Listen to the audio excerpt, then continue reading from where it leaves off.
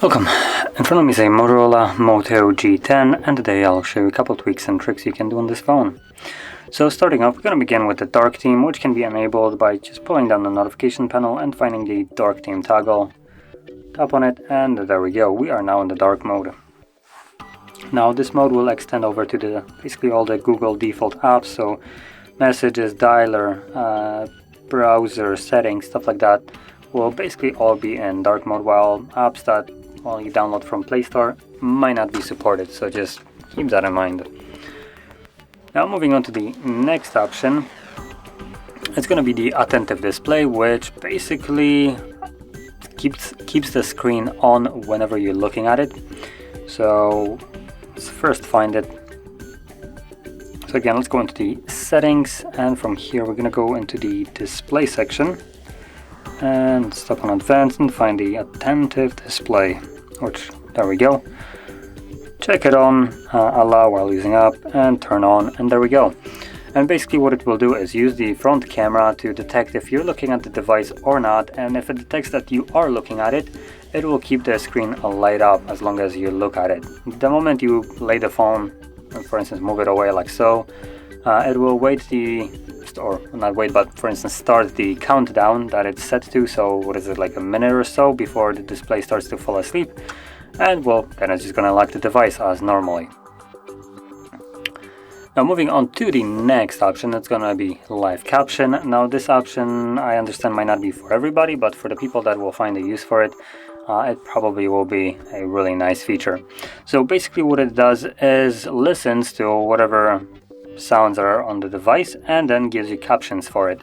Now these captions will appear basically on the middle of a screen, but it does do it fairly well, although with a little bit of a latency.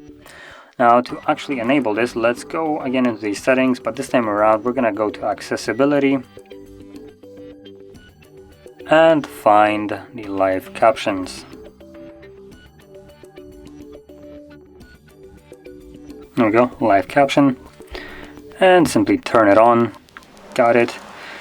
And you can also enable the high profanity if you want to. So yeah. Now I'm actually not going to hide the profanity, but I'm going to keep it as it is. Even though I won't really get to show you that. I could enable, or not enable, but open up YouTube just so you can see how it actually works. So I'm going to see if I mute it, if will it work or not.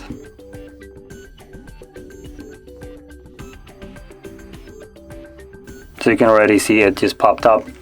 Even though you can't hear anything, it is basically system-wide, so on the system there is sound going. The phone knows what's supposed to be coming out, even though the volume is right now muted. So let's give it a couple taps just to move it forward, and there you go, you can see it. Now, like I said, the actual live captions are a little bit behind, so when you're listening to this, it will be about a second or two behind, because it first needs to hear the sounds and then actually transcribe them for you to actually see them.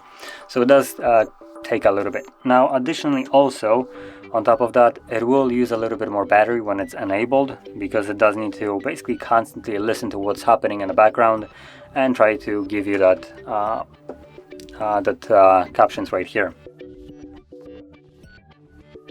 I'll give it a moment and it should disappear. There we go. So moving on to the next option, it's gonna be the system navigation. So this will allow you to remove these pesky buttons from the bottom if you don't like them. So let's start off by going into the settings. Again, we're gonna go into the accessibility and find system navigation. So there it is, system navigation. And from here you can select gesture navigation. And there we go. We are now in the gesture navigation. So the way this actually works is you swipe up to go home, swipe up and hold it to go to recent, and then swipe from the sides to go back, which will bring up this arrow to indicate that you do actually, well, that you have actually got the gesture correctly.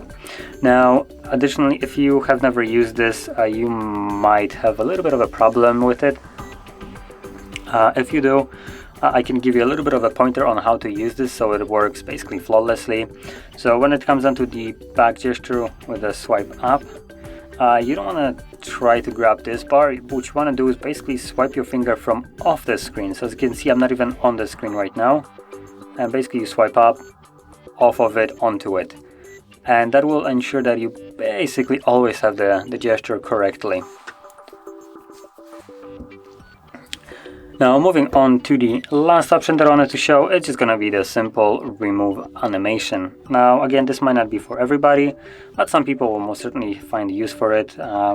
Basically shortening their wait time when applications are sliding up, out, down, fading in, out, which basically you can remove all of that. Now you do it by going into the accessibility once more and find the remove animation toggle, turn it on, and there we go.